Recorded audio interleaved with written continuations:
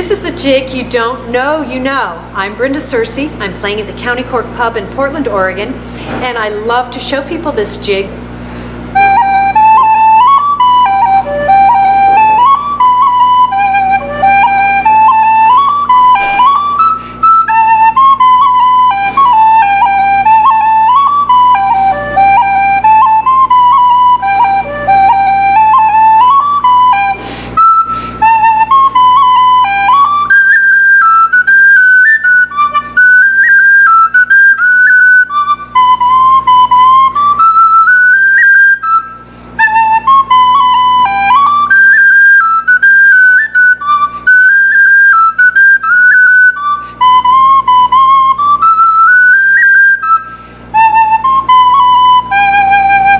There are so many things to talk about in that. We have rolls that we can just add all over the place. To do a roll, you just need 3 notes of the exact same pitch. And this is in G, and there are G's all over the place. There's 2 G's right there. There are really 3 G's though, because we're not voicing one of the middle notes of the jig.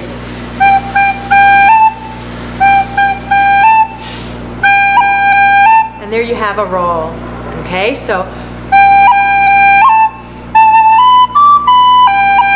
now that is just a quick lift up and down with the middle finger.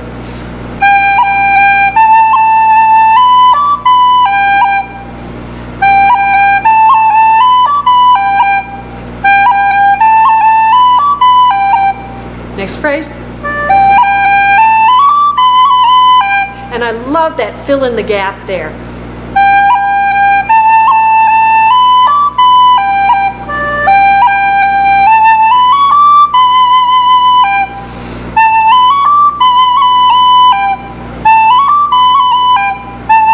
So it's nice to do it fast,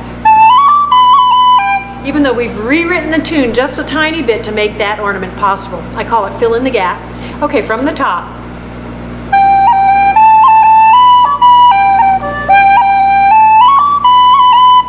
Next phrase. There are 2 fill in the gaps there.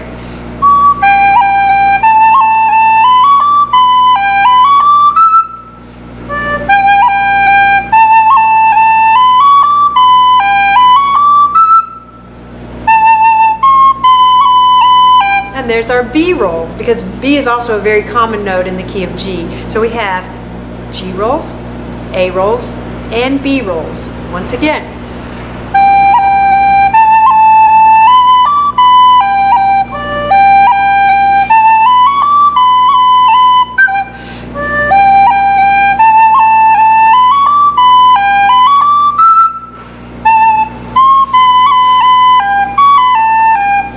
And we'll fill in between the repeat and the beginning again with that. Notice that that's a C sharp, which is not the right note for the key of G, but listen how it sounds. It works.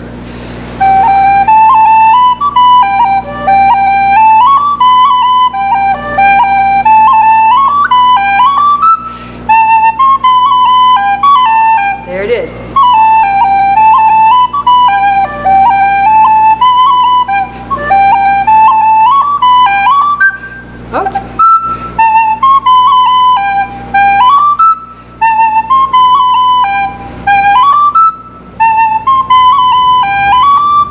We do fill in the gap again to get up to the high G for the B part.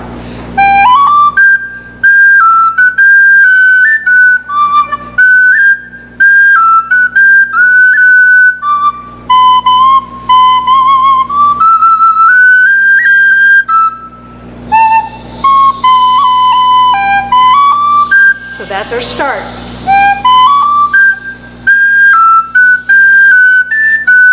We're doing a lot of tonguing on 2 and 3.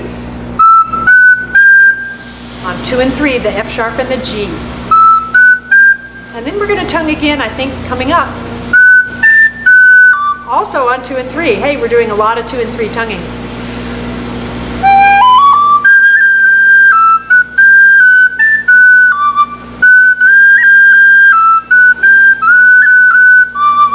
we also had a roll on F sharp there. That was our first F sharp roll. Again, we're halfway through the B part like this.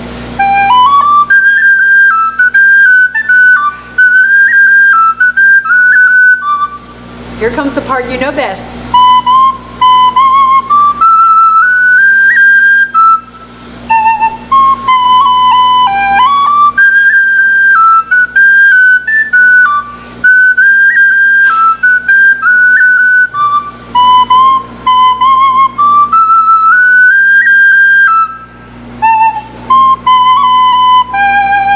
And I want to emphasize a really fun technique we can do on this mystery tune, and it's the fill in the gap ornament, and it comes 4 places that I know of. You might even find some other places.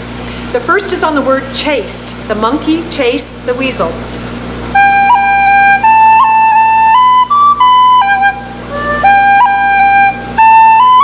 There it is, chase the weasel. B, A, C sharp, D. Now we go on to the next phrase and you'll find it appears again.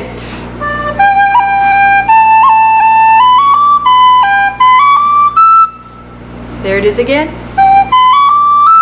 And we're doing something on a G and a B and the C sharp in the gap. That's the gap note to the D, which is really common in G jigs. Here it is again.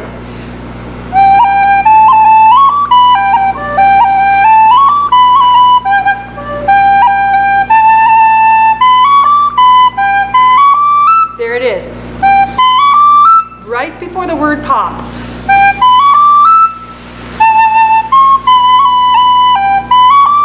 And there it happens again. So if you learn that particular fill in the gap, you can use it a lot. You can use it here on pop, and you can use it when you're going into the beginning of the chorus of this little jig.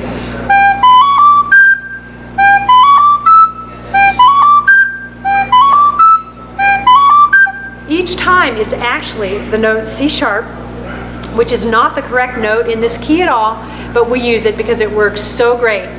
Okay, so now there is one other thing I want to call your attention to. We have the note C natural written into this jig as it appears normally and as it is sung. There are 2 ways to finger that C natural, and it depends on where you're coming from and where you're going to. So let me play through the jig again and we'll find those C naturals.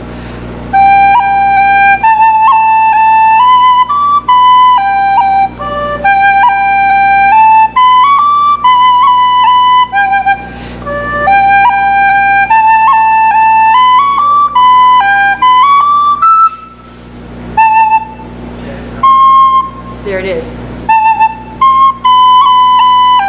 And for that one, I'm using the C natural fingering that is the half hole. So I go, and then I roll the whistle sideways in my mouth. I can actually feel my whistle moving. I'm turning it that direction.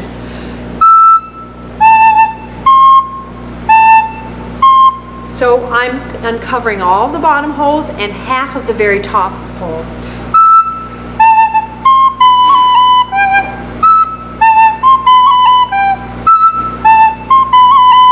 Now let's go on and see if there are more C naturals that we might use a different fingering for.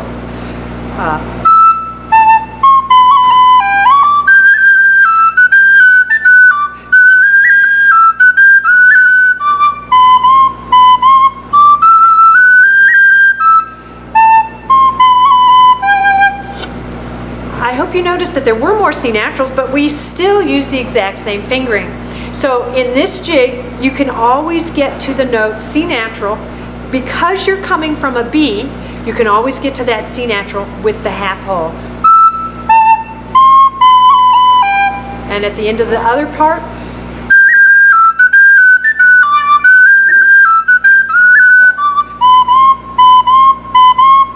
you can sit around and practice that quite a bit.